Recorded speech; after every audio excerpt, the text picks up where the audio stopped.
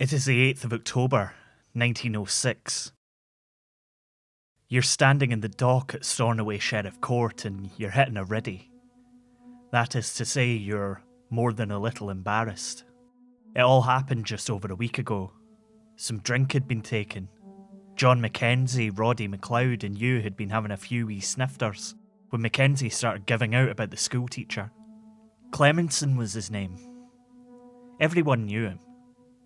Well, everyone knew everyone.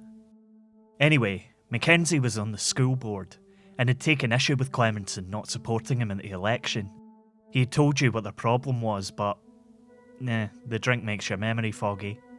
So there you are at 2:30 in the morning, banging on the teacher's door, pulling up his vegetable patch, his flower beds and flinging peat at his roof. Your mother's sitting somewhere behind you with her head in her hands. You're not the only one who's embarrassed. No one could identify MacLeod for sure, so he ended up getting off with it. Not proven, a quirk of Scots law that means a jury can think you may well be guilty, but there's not enough evidence to prove it. As for you and Mackenzie, you're not getting off with anything. 20 days in the jail or a fine of 3 guineas each. You'll both pay the fines. It's the equivalent of about £250 in today's money. The jail time isn't worth it. This is Scotland, a podcast about history and where we made it. I'm Michael Park. It is July 1914, and you step off the boat in Stornoway. It's been days since you left the farm in Punta Arenas, in the very south of Chile. There's a boom in sheep farming out there, a roaring trade in wool and meat which is frozen and sent all around the world. You live among a load of other Scots who are using their experiences on the crofts and the farms of their homeland, profiting from working as shepherds. The demand's never been higher, and the weather's a wee bit better than your father's croft at 21 Ballallen. But here you are now, reading the newspaper. They're still talking about that Austro-Hungarian duke that got assassinated in Sarajevo. It's been almost a month since it happened, but they're still talking about it leading to war. Your summer holiday on Lewis wasn't going to be interrupted by any war between two countries you'd never visited, and you helped your dad out in the croft during the day, and whiled away the evenings drinking with your old cronies. The court case and the injured pride of the schoolteacher were bygones for the most part. People still seemed to whisper about you when you turned your back.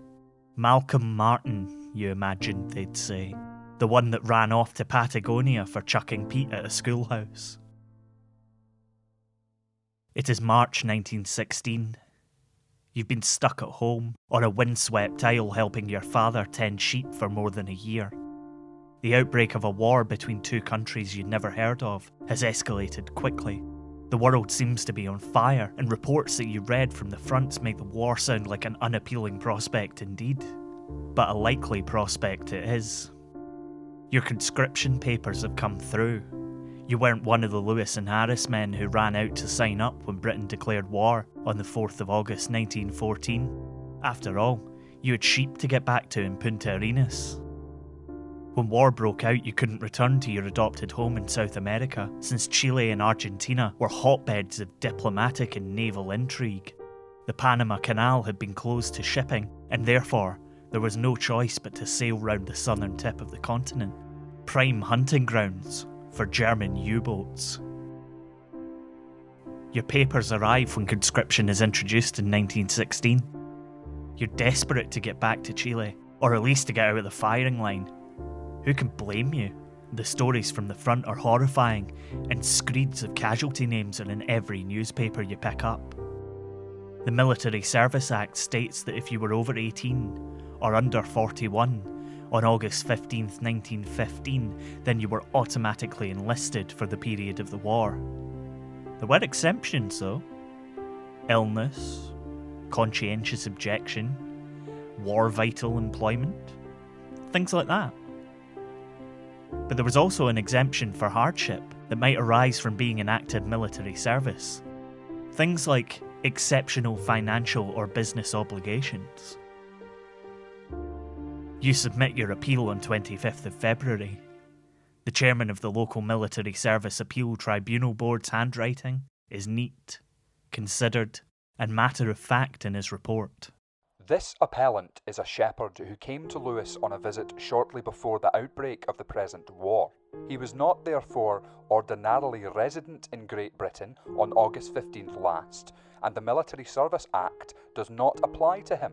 Further, he was engaged in his occupation as a shepherd at Punta Arenas, South America, and when making said visit to Lewis, his intention was, and is, to return to Punta Arenas, where he has a troop of horses and other property. All his property and interests are situated there, and some are now requiring appellant's personal attention. Your appeal is denied on 31st of March 1916. Suffice to say that exceptional financial or business obligations isn't designed for men with a few horses and property in South America. The same is true for many men from the island who had crofts to look after and also applied for exemptions from military service. Most were denied. Your brother Finlay, though, he's the first Lewisman to join the Royal Flying Corps. He'll be injured at the Somme and invalided home within the year. If you're enjoying Scotland, there are loads of ways that you can help us out. The first and probably most important one is leaving us those ratings and reviews on your podcast app of choice, if it allows it. Second, you can follow us on social media. If you share the episodes on social media, that helps a lot as well, especially since we see so much less of one another these days. It's harder to recommend things in person. And of course, you can support us on Patreon. For as little as $2 a month, you get access to loads of fun stuff from Scotland, including merch, early episodes, bonus episodes, readings of things, and whatever random stuff we decide to throw your way. You can find it at patreon.com/Scotland History Podcast. Enjoy the rest of the show.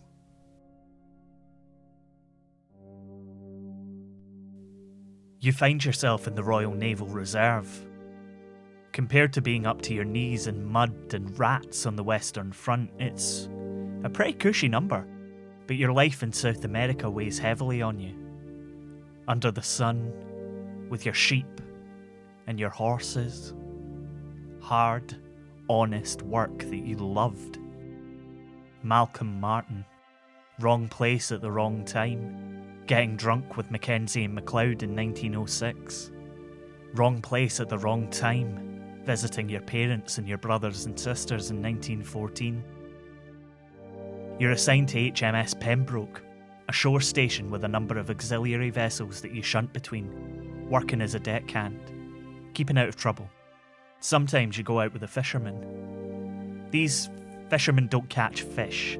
It's a naval euphemism for the crews of the minesweepers who go out to try and clear German mines. It was just like catching fish though. You used wires instead of nets to drag submerged mines to the surface, and then, instead of hauling them in, you used ship-mounted guns to detonate them. It's dangerous as all hell, but it's one of the more interesting assignments. Still, it was a fair bit safer to just see out the war scrubbing decks and maintaining ship exteriors at Pembroke. And that's what you do. 11 a.m. on November 11th, 1918 rolls around and passes, and the war comes to an end with an armistice. It's not as simple as everyone throwing down their guns, or in your case your mop, and heading for home. It takes a bit of time for discharge papers to come through. Some of those in service are retained, but for hundreds of Lewis and Harrismen, in one form or another, it's time to go home.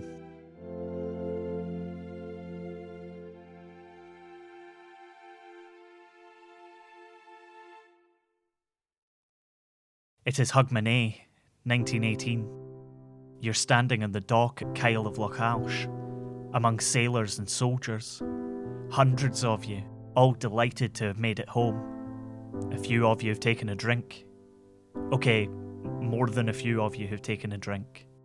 There are almost 1,000 men from the island who aren't there. They'll never make it home. You drink to their memory. There's a ferry in the harbour, loading soldiers aboard. The SS Sheila, The naval officer is pretty sure that she'll end up overloaded in time for sailing, so a call is made to send another ship from Stornoway to carry the sailors home. 2 more trains arrive as you stand in the harbour, watching a converted yacht pull in.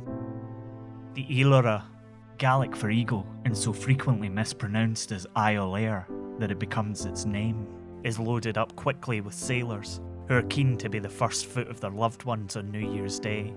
She sets sail in high winds, 283 people packed on board. The wind continues to howl, and the weather gets steadily worse and worse until the Iolaire is just a mile or so from Stornoway Harbour. It's almost 2 a.m. You can see the lights of home. All the captain of the ship has to do now is guide her through the dangerous rocks, known as the beasts of home, and then bring her in and let the triumphant men go home. She turns away from the wind, just a second too late. There's a horrible, crunching, grinding noise as the Iolaire makes contact with the rocks at full speed. It doesn't take long for her to sink. 7 Harrismen, 174 Lewismen, and 20 crew members lose their lives in the icy waters. 79 will survive. Some cling to the mast, which sticks up above the waterline all night. You are not one of them. Malcolm Martin, 38 years old. Wrong place at the wrong time. Getting drunk with Mackenzie and MacLeod in 1906. Wrong place at the wrong time. Visiting your parents in 1914. Wrong place at the wrong time, along with 205 of your brothers, on New Year's Day 1919. No one now alive in Lewis can ever forget the 1st of January 1919, and future generations will speak of it as the blackest day in the history of the island. For on this day 200 of our bravest and best perished on the very threshold of their homes, under the most tragic circumstances. The terrible disaster at home on New Year's morning has plunged every house and every heart in Lewis into grief unutterable. Language cannot express the anguish, the desolation, the despair which this awful catastrophe has inflicted. One thinks of the wide circle of blood relations affected by the loss of even one of the gallant lads, and imagination sees those circles multiplied by the number of dead, overlapping and overlapping each other till the whole island, every hearth and home, it is shrouded in the deepest gloom. The Stornoway Gazette, 5th January 1919.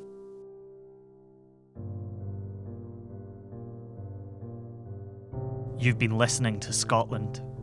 It was written and produced by me, Michael Park, and is a production of Be Quiet Media. Additional voices in this episode were by Chris Moriarty and Leanne Milne. The music for every episode of Scotland is by the human minesweeper Mitch Bain. You can check out more of his work at mitchbain.bequiet.media. Jamie Mowat does stunning illustrations for us, which you can see in our episode art. See more and buy prints at Tidlin, tidlin.com. Scotland is supported by Chris Lingwood and listeners like you on Patreon. You can get loads more from us for as little as $2 per month at patreon.com/Scotland History Podcast. You can find out more about the show on our website, that's scotlandpodcast.net, and on Twitter, Facebook and Instagram by searching Scotland, a Scottish history podcast. Thanks for listening. Look after one another. Wear a mask. We'll see you next time.